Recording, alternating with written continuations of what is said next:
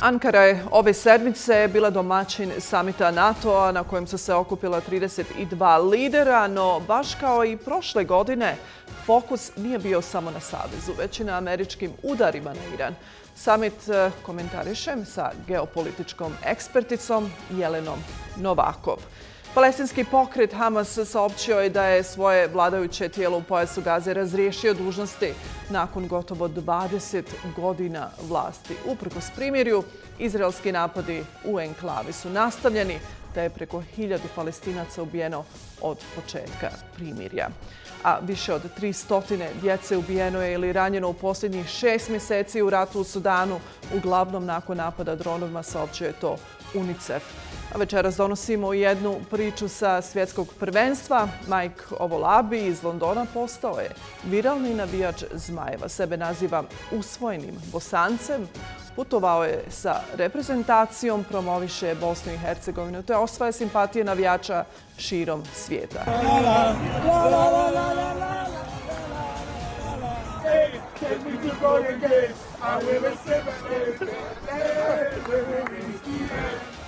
Ja sam Ika Ferrer-Gotić, ovo je Puls Planete.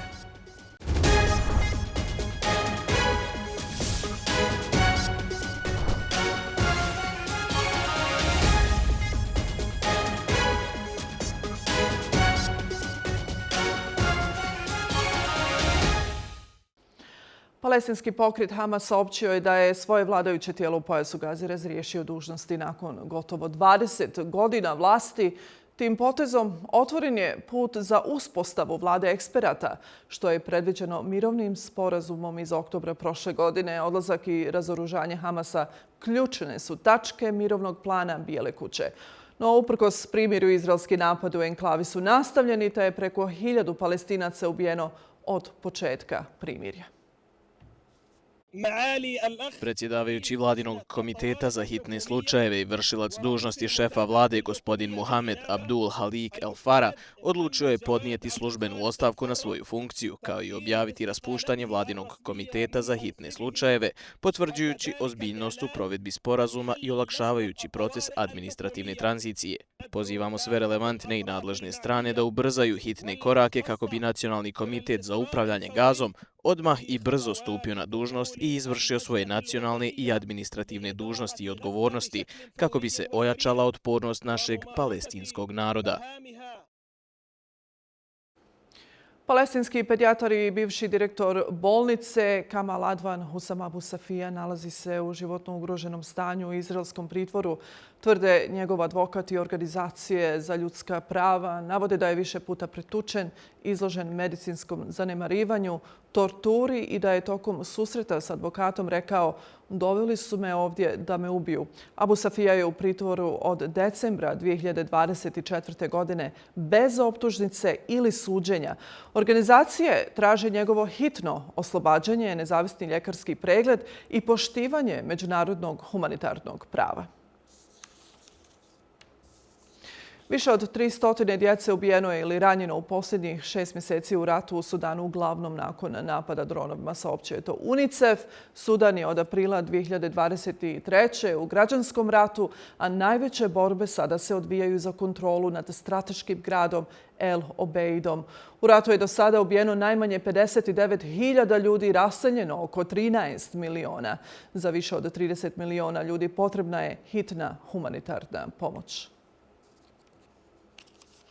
Najmanje 11 osoba poginulo je u velikom šumskom požaru na jugu Španije. Saopćile su to španske vlasti. Među stradalima su prema prvim informacijama i 4 britanska državljana, dok je 8 osoba povrijeđeno. Vatru gasi oko 150 vatrogasaca i 220 pripadnika vojne jedinice za vanredne situacije.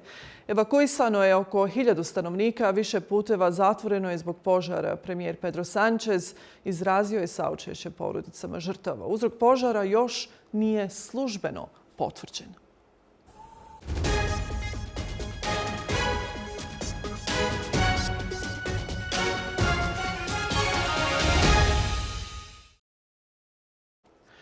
Bilo je burno u Ankari ove sedmice gdje se okupilo 32 lidera NATO saveza. Prošlogodišnji samit je u sjenu bacili američki udari na Iran.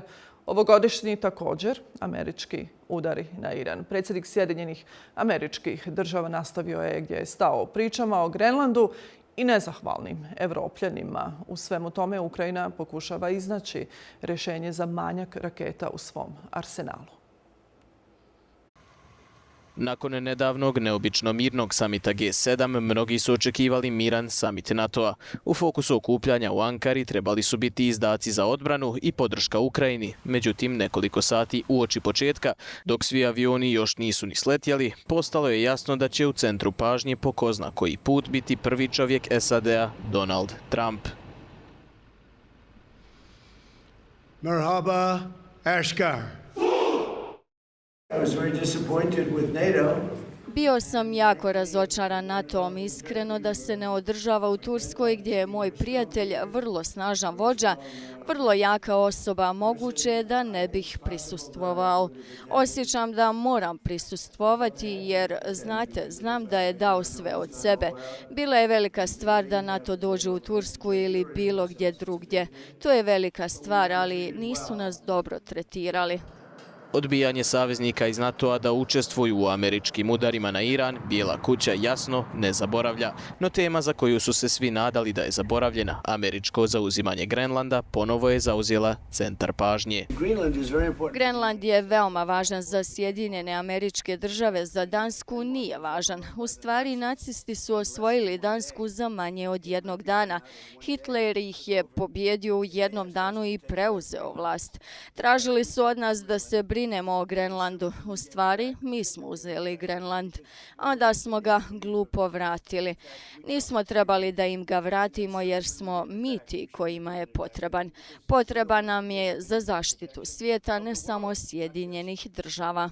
Prepalo je to svakako NATO saveznike koji su u januaru organizovali vojnu vježbu na Grenlandu u kojoj nisu učestvovale Sjedinjene Države. Iz Danske ponavljaju stav da sigurnost Grenlanda nije problem kako to Trump želi predstaviti. Grenland naravno nije na prodaju. Nadamo se da će svi, uključujući i sve saveznike, poštovati pravo naroda Grenlanda na samoopredjeljenje. Mi smo suverena država i potrebno je da svi poštuju naš suverenitet i teritorijalni integritet. Spremni smo braniti svaki pedalj NATO-a, uključujući i našu vlastitu teritoriju. Svečana večera prvog dana samita većini lidera je, čini se, presjela. U toku noći američki avioni gađali su iranska ostrva Harg i Kešm, te lučke gradove Sirik i Bandar Abbas. Najozbiljnija je to eskalacija nakon potpisivanja memoranduma o razumijevanju, kojim se trebao okončati sukob Teherana i Vašingtona. Sumnje pojedinih da novi napadi ne znače propast diplomatije brzo je ugasio prvi čovjek Sjedinjenih Država. Mislim da je gotovo. Ne želim više imati posla s njima. Oni su ološ. Znate li šta je ološ? Oni su ološ. Oni su bolesni ljudi. Predvode ih bolesni ljudi, to zlobni, nasilni ljudi. Da imaju nuklearno oružje i te kako bi ih upotrijebili. Razgovarat ću sa našim pregovaračima. Žele pregovarati, oni su dobri ljudi, ali moraju se vratiti. To je samo gubljenje vremena jer su lažljivci. Sklopimo dogovora, oni potom izađu vani, šale se sa novinarima, kažu da nikada nismo ni razgovarali o tome. Nešto nije u redu s njima, oni su pukli. Što se mene tiče, gotovo je. Iranske vlasti saglasne su da je memorandum stavljen van snage, odgovorili su na američke napade sopstvenima i to na 85 meta u regiji. Sirene se nisu gasile u Bahreinu i Kuvajtu. Mislim da je reakcija SAD-a bila apsolutno neophodna jer kada imate primirje, a Iran ga u osnovi krši, vidimo šta se dogodilo jučer sa napadima na brodove. Mislim da je apsolutno ključno da SAD snažno reaguje. Veliki posao u Ankari je pred privremenim predsjednikom Sirije Ahmedom Eš-Šarom, koji i dalje pokušava pridobiti povjerenje zapadnih sila nakon što su njegove snage prije nepune 2 godine svrgle Bašara al-Asada. Još veći posao je pred Volodimirom Zelenskim, predsjednikom Ukrajine, koji pokušava što je više moguće obogatiti svoj arsenal. Dok se naš rad nastavlja, molimo vas da nam pomognete u nabavci više raketa za protuzračnu odbranu. To nam je glavni prioritet. Sve ostalo smo sposobni uraditi sami. I dok je većina lidera naišlo na Trumpov gnjev, Zelenski je, čini se, udario na zlatnu žilu. Neće dobiti tomahavke koje je tražio prošle godine, ali mu je zato obećana dozvola za proizvodnju jednog od najskupljih sistema protuzračne odbrane, Patriot. Jedna od stvari o kojima ćemo razgovarati, jedna ptičica mi je šapnula ovo, da ćemo im dati pravo da prave patriote. Pokazat ćemo im kako se to radi. Zapravo je vrlo složeno, ali brzo ćete shvatiti. O tome ćemo razgovarati i reći ćemo kompaniji koja ih proizvodi. Imamo mnogo određene opreme koju zovu elitnom. Ne treba vam elitna oprema za rat. Dakle, jedna od stvari o kojima ćemo razgovarati je da ćemo vam dati dozvolu za proizvodnju patriota. To je prilično cool, zar ne? Namjeravali su Evropljani tokom ovog samita pohvaliti se Trumpu novim planovima da podignu izdatke za odbranu. Palo je to ipak u drugi plan, jer im pasivnost u pitanju Irana on ne prašta i ne zaboravlja. Joining us now is geopolitical expert Jelena Novakov. Ms. Novakov, welcome to the Newsmax Balkans. Thank you for having me. Thank you for being here. Okay, let's discuss NATO summit. At Ankara summit, President Trump sharply criticized several European allies for not supporting the U.S. in the Iran conflict. We all remember those times when he criticized Britain, France, and Germany, even signaling out Spain and questioning others' commitment. How do you interpret this public reprimand? Was it strategic pressure to increase burden sharing? Or does it risk deepening fractures within the alliance at this very critical moment? Really, when you look from the period when the Trump administration, or the second Trump administration started their term in office, we've seen a lot of discord between their European allies and Washington. Of course, everything is related to this defense spending, but not just that. Trump used this opportunity in Ankara to again threaten Greenland. He, as you mentioned, he singled Spain, but he's also going after his former European ally that was probably among his strongest European allies, Giorgia Meloni. So this is probably a collective pressure on Europe, not just to increase defense spending, but also to join what seems to be a very serious escalation in Iran. Now, Europe is, I would say that Europe currently is very confused. Europe is trying to find their new footing in this multipolar world that Trump is trying to create, while at the same time is being rejected, and not just rejected, threatened, openly threatened by the Trump administration. We have also heard NATO Secretary General Rutte yesterday supporting this war in Iran, but we haven't seen any action or statements that Europe will get involved in Iran. Europe is also facing a lot of pressures in Ukraine, where we'll see no further American support, but also pressures from within. We have heard the Czech president say that his country is not going to send help to Ukraine with Peter Magyar, even though he's softened his rhetoric when it comes to Ukraine. He's still going to continue with Orban's policy of not offering any financial or military support to Ukraine. So in terms of any European involvement, even as a mediator, I don't see it happening, which is why Europe being so, really surrounded by whether it's open enemies or former or really current allies that are becoming confrontational with them. Europe is trying to push this agenda in the Balkans of expanding and admitting several new members in the next few years, and Montenegro is first in the line. I think the only thing that Europe can do in this moment is to try to protect Balkan countries and kind of bring them to the fold to minimize Russian influence as much as that's possible. I want to talk about European NATO members appeared hesitant, and we know that momentum when it happened. They became and appeared hesitant to become directly involved in the US-led actions against Iran. I want to go back to Iran now. What are the primary strategic, domestic, or maybe capability-based reasons behind this reluctance? How does it really reflect differing threat perceptions between Washington and, of course, European capitals? Well, we see major help from the European allies to Ukraine. The current reality is that Europe can't defend itself. Europe is currently very exposed and very vulnerable, and due to the nature of the European Union, any decision making is going to be slow.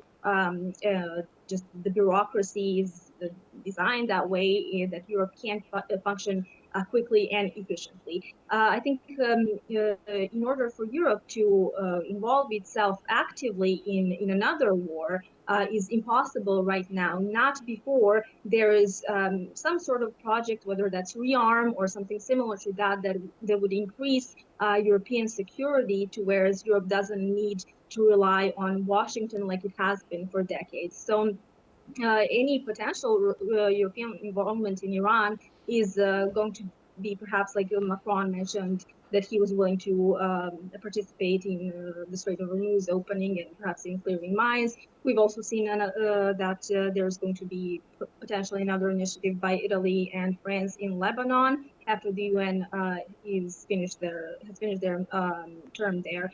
But any active support for the United States in exposing Europe to Iranian threats, because we know now that Iran has missiles that can reach Europe, is not something that I think European allies are considering when it comes to their own safety. But also you have to take into consideration that Europe is also being actually threatened by Trump, and Europe can't protect even Greenland, let alone any Iranian attacks that might come as retaliation.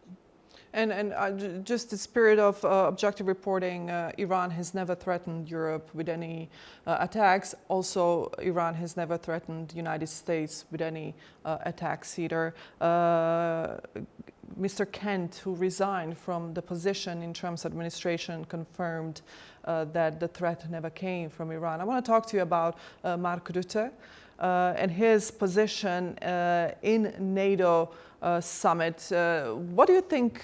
Has he handled this well, taking in consideration that he was very criticized by journalists, several journalists, and public as well? And Mark Rutte's strong campaign for Trump's war in Iran. How will it play out really for Mark Rutte? What is his position? How did he handle this? What's his public persona reputation in the world after this particular summit in Ankara? I think that it is very important to try and hold these leaders accountable, including I do believe that's a Danish journalist, I might be wrong, who called him out on his involvement in saying that these new attacks on Iran were legal and they were definitely necessary, which they weren't. We can touch on that later. And I applaud this journalist and every other one. But if we look at on the other side, it is certainly uncomfortable for us to watch Rutte humiliate himself over and over again. But if we take a look at the reality on the ground, when was the last time that NATO didn't follow the US into an illegal and destructive war? So Rutte does understand that he can, in a way, control Trump by constant flattering, by minimizing himself, constantly praising Trump, and also using this rhetoric that is definitely inflammatory. But as long as NATO doesn't get involved, he isn't doing a perfect job, but he's doing a decent job at keeping NATO together and keeping European allies safe. Because it's very important to remember that he is not dealing with a regular administration. The Trump administration has truly brought unprecedented change, not just within the NATO, but also globally and within the United States as well. Sure, sure. And the summit produced pledges on defense spending and Ukraine support especially, yet was overshadowed by public disagreements over Iran.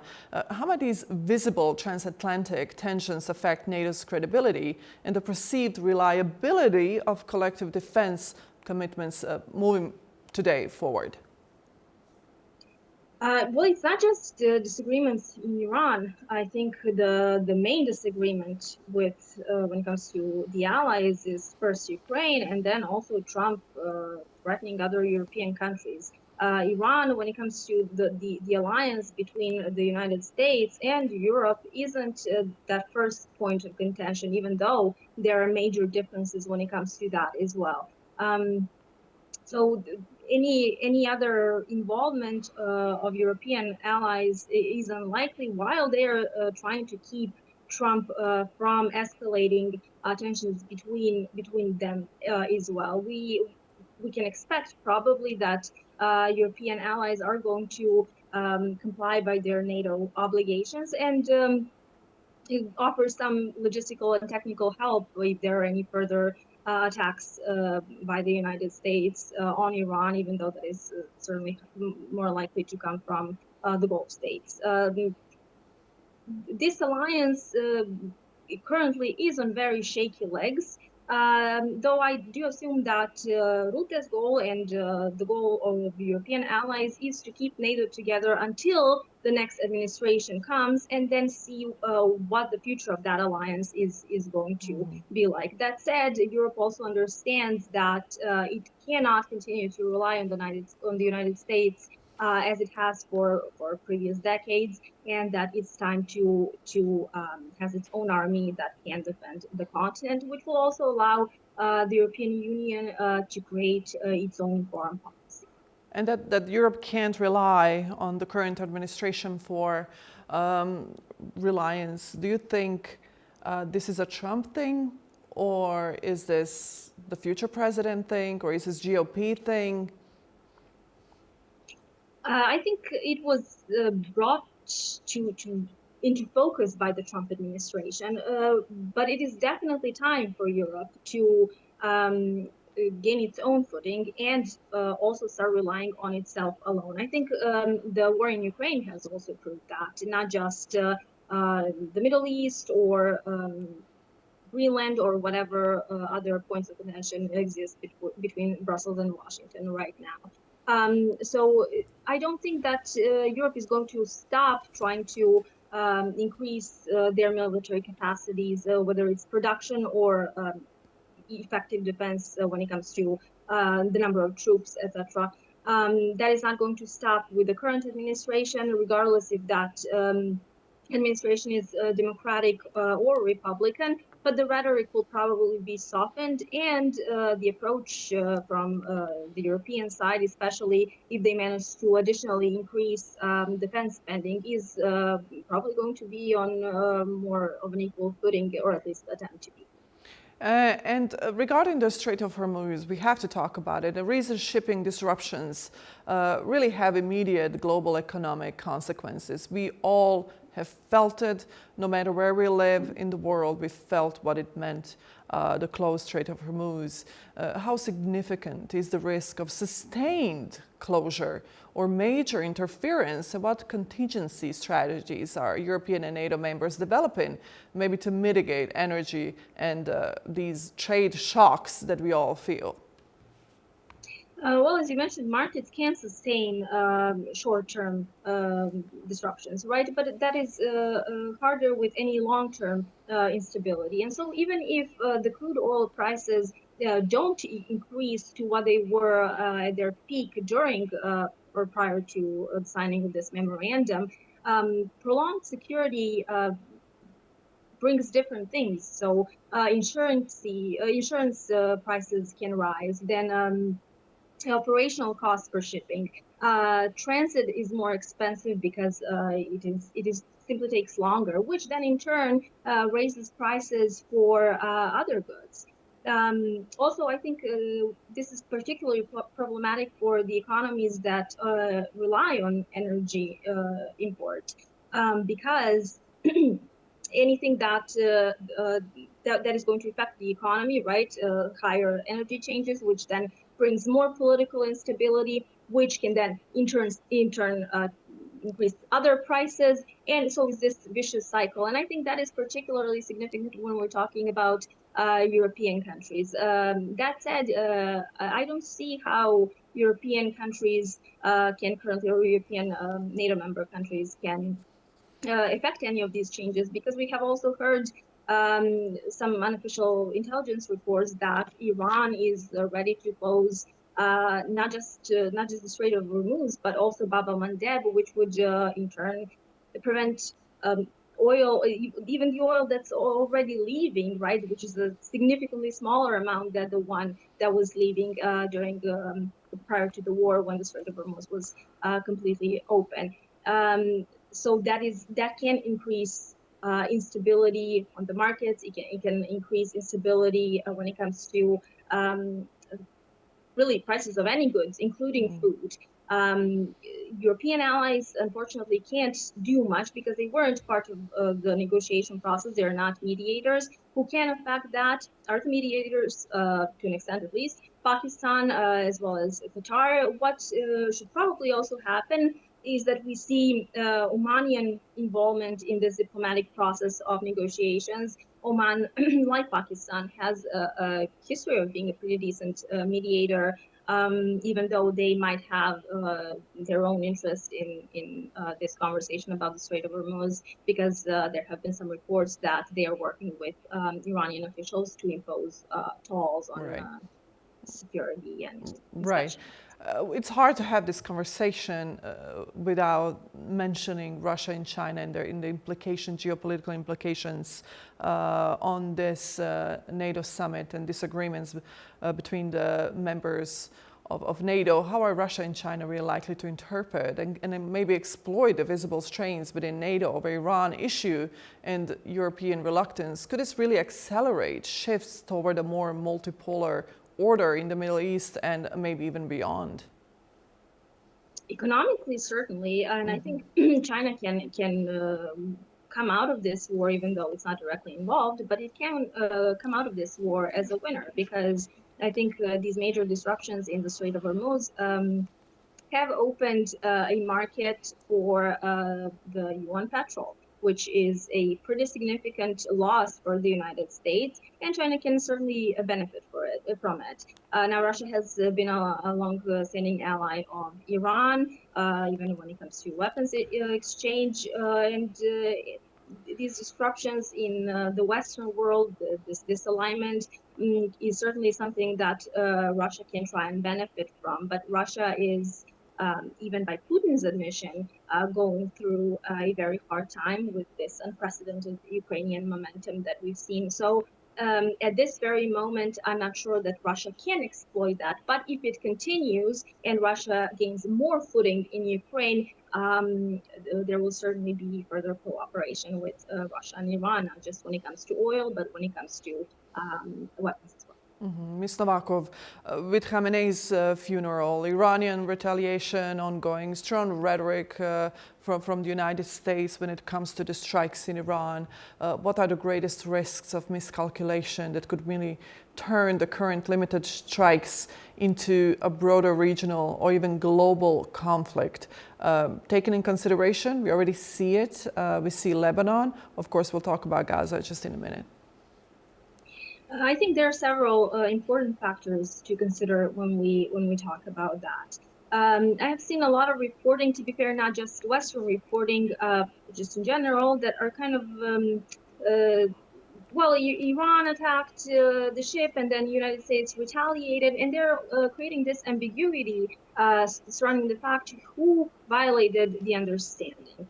And there is no ambiguity. The international law protects free shipping. That's a fact. What is also a fact is that, according to this memorandum, all shipment have to be, or all the shipment through the Strait of Hormuz has to be coordinated with Iran, which hasn't been the case now, and it hasn't been the case during the previous escalation.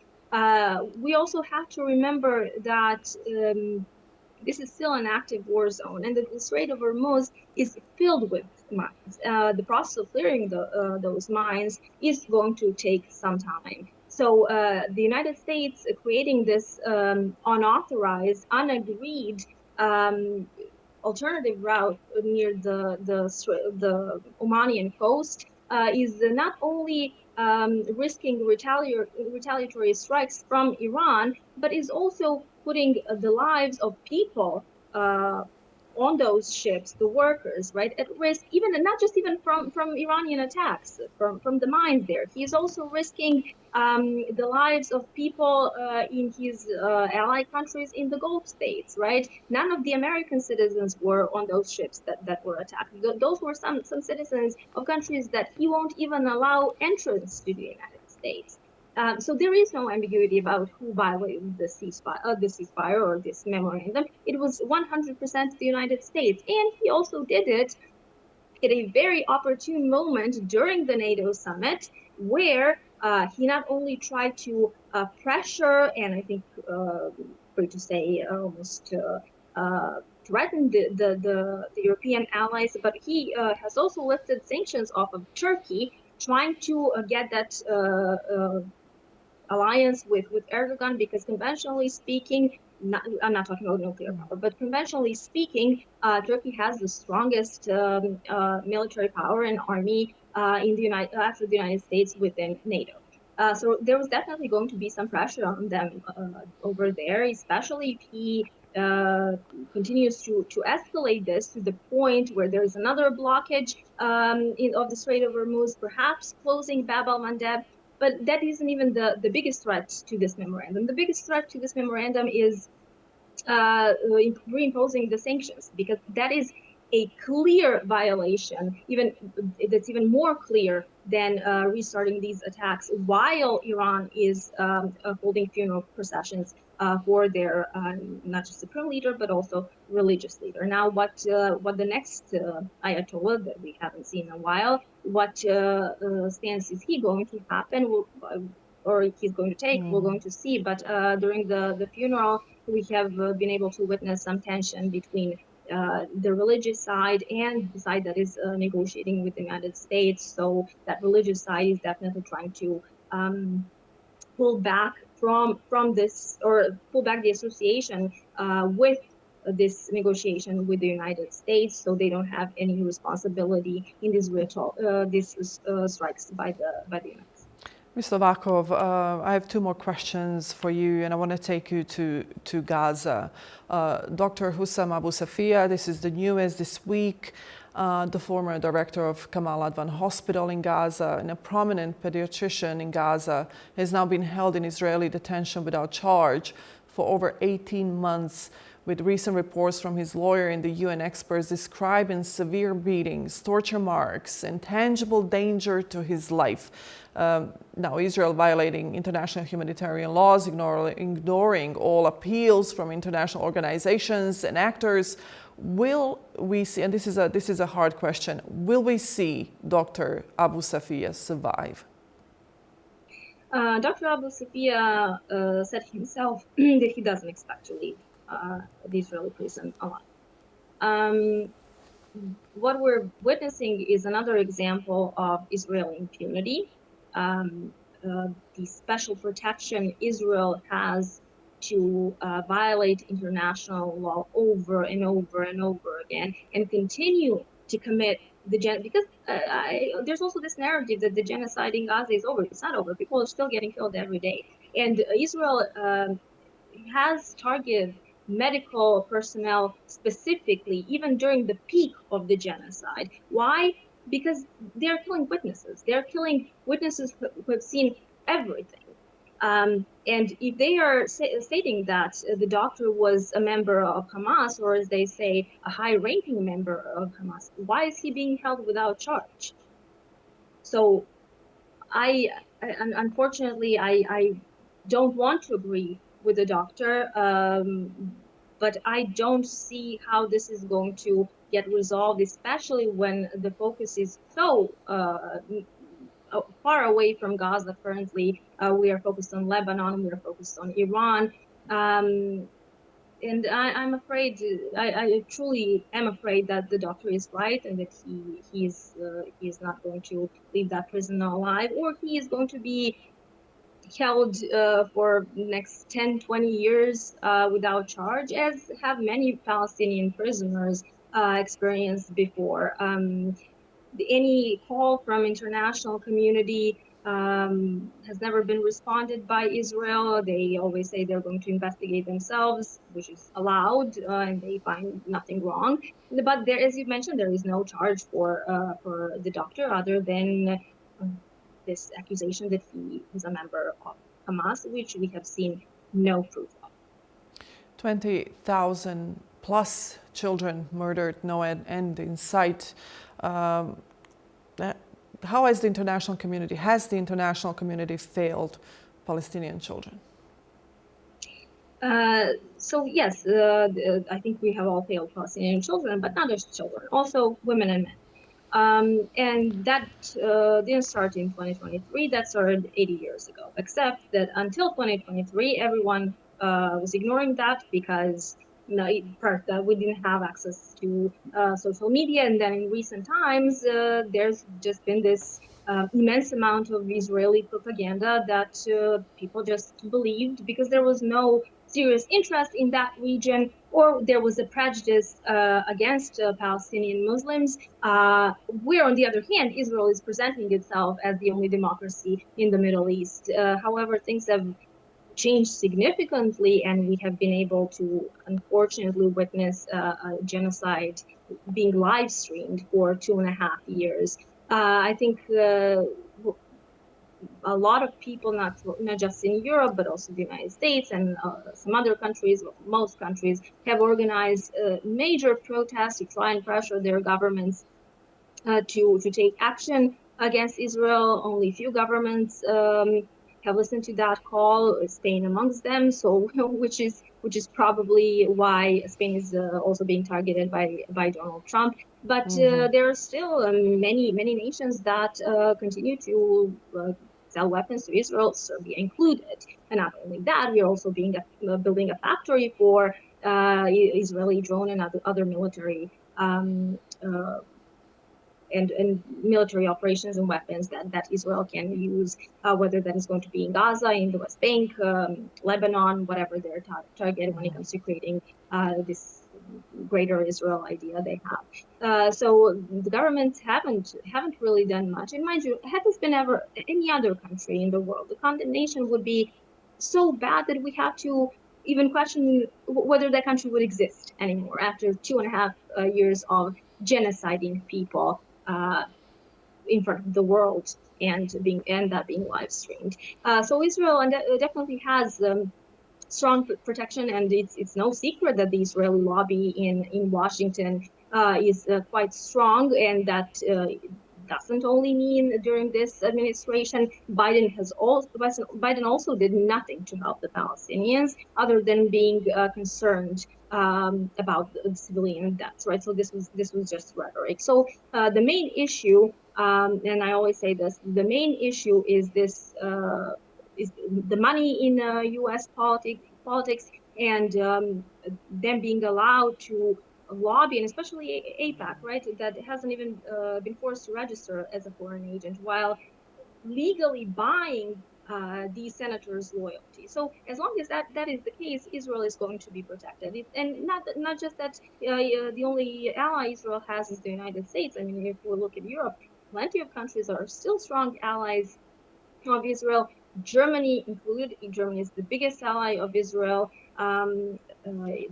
now and during this genocide when it comes to Europe. So I don't think that we're going to see the people's sentiment and asking for justice for the Palestinians in Gaza and the West Bank. I don't think we're going to see any results of that. What we're going to see is probably what is happening in Britain, where they are arresting activists and accusing them and putting them in prison for terrorism just because they are supporting an anti-genocide action and group that advocates for Palestinian safety. So any government, a Western government or Western adjacent government, is simply going to bring down and terrorize any anti-Israel protesters, because European countries have interest in Israel as well. That's not just the United States.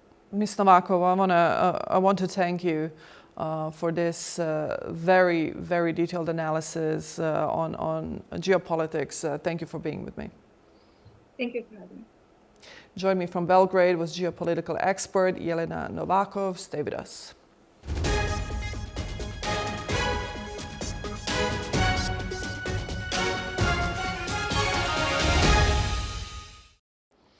Mike Ovolabi je kreator sadržaja iz Londona, veliki navijač fudbalske reprezentacije Bosne i Hercegovine, Zmajeva. Njegovo porijeklo je mješovito, pola Nigerijac, četvrtinu Engleza. Uz dozu i humora i simpatije za Bosnu i Hercegovinu tvrdi da je i četvrtinu Bosanac, pa se vrlo često predstavlja prezimenom Ovolajić.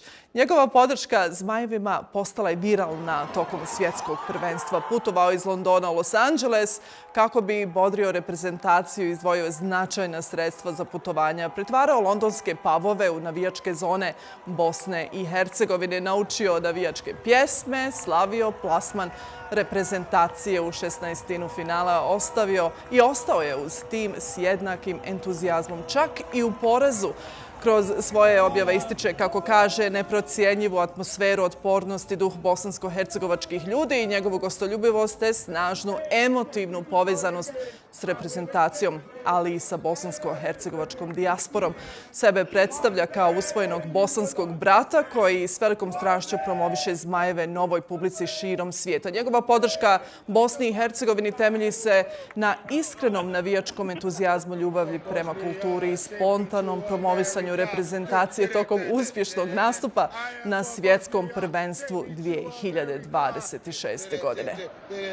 I am for Bosnia, take me to America. Going to the World Cup for the first time ever, right? I'm so excited, yeah? But my flight's to LA, yeah? And I'm going all the way to watch Bosnia, yeah? Bosnia have my heart, yeah? Bosnia have my heart.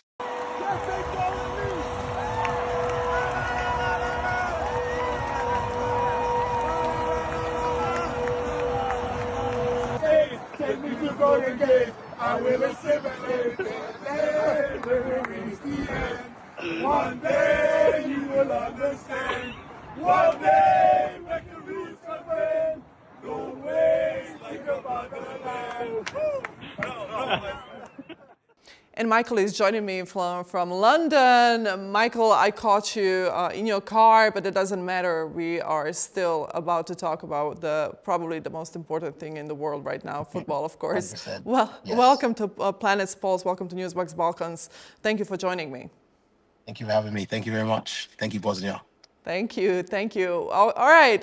We've seen what you've done during this World Cup, and what really first sparked your deep connection to Bosnia and Herzegovina's national team, the Dragons, and how did that really initial spark evolve into flying really across Atlantic and investing thousands to support Bosnia and Herzegovina in person in Los Angeles? Yeah, so basically it kind of started with the World Cup run. Obviously, I was like keeping up to date with Bosnia after they'd beat Wales and they'd beat Italy, and I'd watched the Italy game and I was like, okay, this is I love an underdog story in regards to football, and obviously they beat Italy. But what really did it was I was scrolling through Twitter, and I saw basically the Bosnian fans doing the chant with the chant, I am from Bosnia, take me to America. And at that moment, I was like, yo, these guys want to be here. These guys are exactly what I love about football and exactly what I love about the sport. So I was like, you know what? I said to myself, if I do go to the World Cup, I'm going to go watch Bosnia. That's what I said to myself. And, you know, some things kind of fell into place in my life. And I was like, I'm going to go to the World Cup 100%. And I'm going to watch Bosnia. So I planned my trip in America around Bosnia. So I flew to New York and then I flew specifically to LA only to watch Bosnia. Just basically off that song, literally. I used up all my vacation days just to watch the games, really. Exactly. I stayed at home just Exactly. to watch the games. All right, as someone with Nigerian and English roots jokingly calls himself a one-quarter Bosnian or Mike Ovolajic. Shall I call you Yes. Mr. Ovolajic? How is really Ovolajic, embracing Ovolajic? How has this embracing this identity influenced your understanding of Bosnian culture, resilience, and diaspora experience? It was really interesting because obviously I'd heard inklings in regards to obviously Bosnia's history and whatnot. And it's when I went to the game and I started speaking to some of the fans about, some of the fans that lived in America. But it was also about how strong bond they had to Bosnia, even though they were thousands of miles away. And I just found it very beautiful because I can kind of relate to it being Nigerian and English and having a bond with a country that you don't live in specifically, but it's still there, it's still in your heart, you're still Bosnian. And it was just beautiful just seeing that in full display. Like I saw the videos of the Bosnian fans in Toronto and the Bosnian fans leading up into LA, walking through Inglewood, and I just said, this is exactly what it's about. There was so much like joy within them, and it kind of like sparked something in me as well. Like I felt a connection with how they were feeling. So I was able to join those two emotions together and how I was feeling. I was like, you know what? I feel something towards them. And they were so welcoming to me. Like, I literally went there by myself. I didn't know what to expect when I went to the stadium. And, like, they were just all, like, just being so nice. Like, they invited me to a night out. And I went, like, literally, it was beautiful. But I appreciate all the fans. And I got exactly more than I thought I was going to get as an experience going. It was completely worth it. It was definitely worth it, right? 100%. Bosnia's path to and performance in the World Cup has been emotional for many, given the country's history, of course. And how has interacting with Bosnian fans and players deepened your appreciation for the team beyond just the football on the pitch? You know what? It was a conversation I was speaking to the fans, and he was telling me that obviously he lived in America, that he was a Muslim, and I wasn't aware that there was so many Bosnian Muslims, and obviously looked into the history and everything in regards to the war, in regards to how it started with the Serbs and the Christians and the Muslims and everything. I just went, you know what? Even though that they've had all this hardship and all this, obviously one of the worst genocides of all time, they're still here. They're still fighting, and I'm like, that's what life's about. You just keep going, you keep persevering. So when I was able to see them do this and then reach the knockout stages as an underdog, as a team that, when they beat Italy or beat Wales, I was like, no, they're not gonna be there. People are like, Bosnia is a country that survived. So I love that perseverance, and it's like motivating to myself to like keep going. Like even though I have hardships, I'm like, bro, people have been through worse stuff and they keep going. That's what Bosnia is about, and I loved it. It's that keep on going mentality. It's like, it reminds me of like anime or anything, just keep going, and I loved it, and I could see it in the people. Like, even though they had lost, unfortunately, the other night, they're still there. They're gonna keep supporting, and I know they're gonna get better. And Bosnia is gonna keep getting. I mean, it's gonna keep growing, and it's beautiful. That's what I see in Bosnia. Underdogs that never give up, and I love it. And I'm sure many can point out Bosnia on a map now after all of this, but. I'm not going to go into it. I'm not going to go into it. Yeah, let's not. She knows what she did. We know who we're referring to. She knows what she did. All right, but I'm not going to bash my colleague. I'm not going to. Still, she's a journalist. We all make mistakes. But I'm not going to say anything anymore. I'm still Bosnian, first and foremost. All right, Mike, traveling from London to Los Angeles for Bosnia match is a major commitment. It's okay. Take your time. Did you just drop your phone? I dropped my phone. It's okay. So excited, you know what I mean? So excited to be here. All right, Mike, traveling from London to Los Angeles for Bosnia matches is really major commitment, I assume, and financially and logistically. What were the most memorable heights and challenging lows of that experience? How would you do it again for future tournaments? 100%. I'm going to watch Bosnia again. I'm going to watch Bosnia again. Yeah? In the Euros, yeah? The warm-ups. I'm going to be at one of the games. 100%. I can't wait. I'm gonna make it happen. To be honest with you, like, I went to New York first before I went to LA. And when I landed in LA, the match, I had 2 hours until the match kicked off. So I'd like planned it in a way that I rented a car, drove my car straight to SoFi Stadium, literally got changed, like literally, obviously I think I changed in New York and I was ready, went straight to the stadium and like the atmosphere. And I bought my ticket specifically to be with the Bosnian fans. I didn't want to buy like the cheaper neutral seats. I said, no, I need to sit with the Bosnians because I'm going to become one quarter Bosnian now. And yeah, it was so worth it. Like getting involved with the chants. We had lost the game, but I got to experience a goal, and it was a great goal. And the fans were going crazy. They were chanting, and they were all singing with me. Like I was singing the USA song, and they were all singing with me. They helped me take pictures and stuff. It was great, literally amazing. Maybe we lost the game, but I think we won the hearts of the world. No one's going to forget us after all of this. No. Really No proud way. to be Bosnian. I have to say, I'm really proud to be Bosnian. And thank you for embracing our country and our culture and our team as well. But Mike, looking ahead, what message would you share with people that engage with you or people from unrelated backgrounds about why supporting Bosnia and Herzegovina or any underdog team can be so meaningful? What role do you see yourself playing in the Bosnian football community moving forward? I'm sure you're not going to leave us. I'm sure you're not No. going to leave us. I'm already planning a trip to Sarajevo, and either in October or springtime, maybe both. I don't know. And again, I'd love to go to a European game.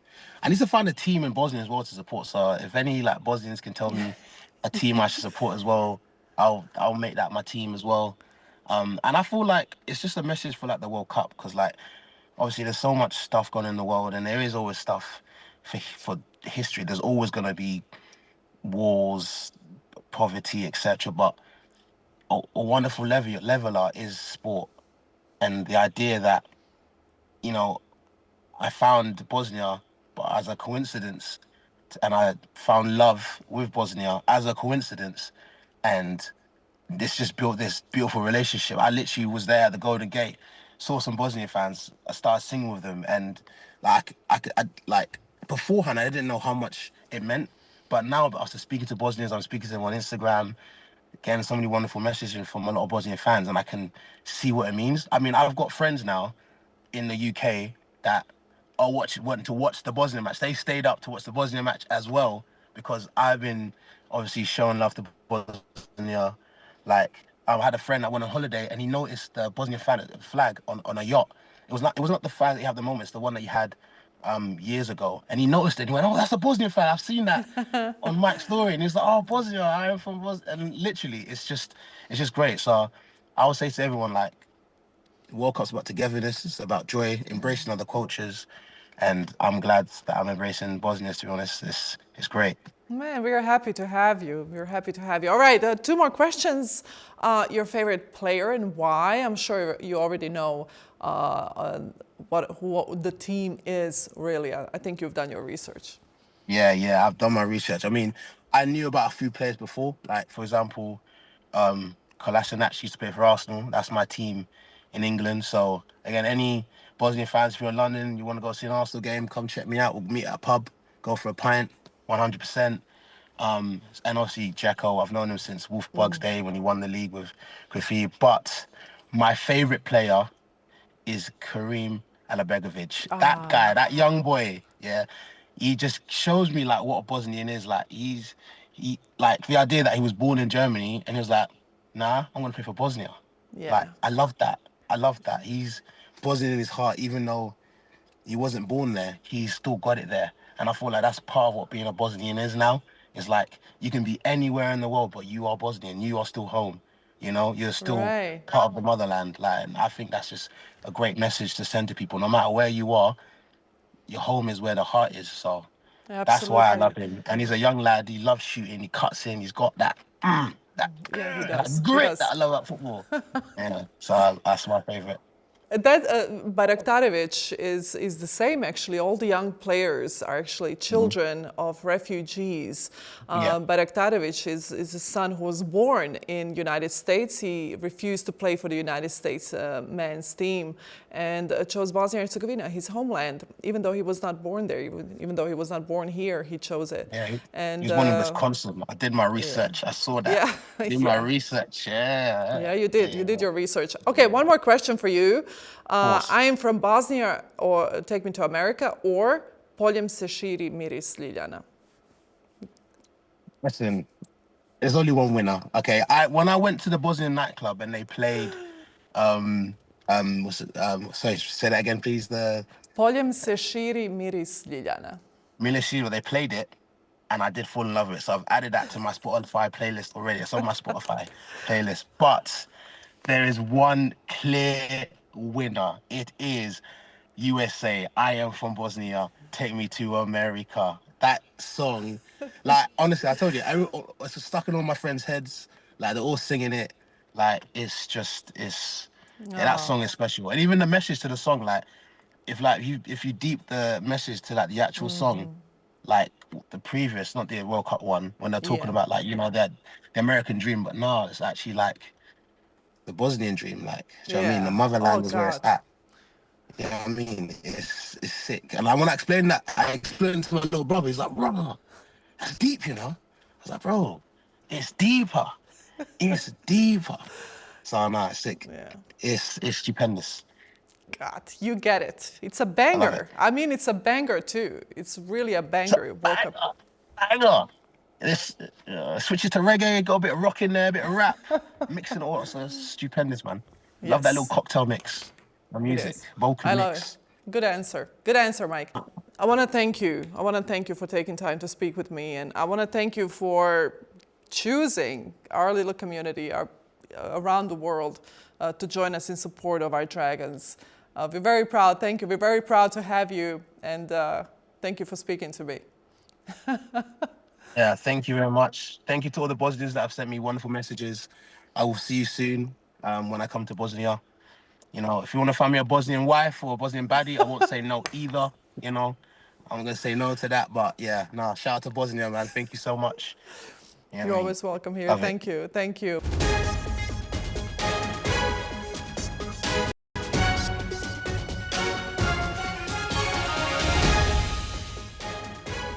I toliko u Pulsu planete za ovu sedmicu. Ove ostale vijesti možete dalje potražiti na našem sajtu Newsmax balkans.com. Mi se vidimo naredne sedmice. Ne mijenjajte kanal.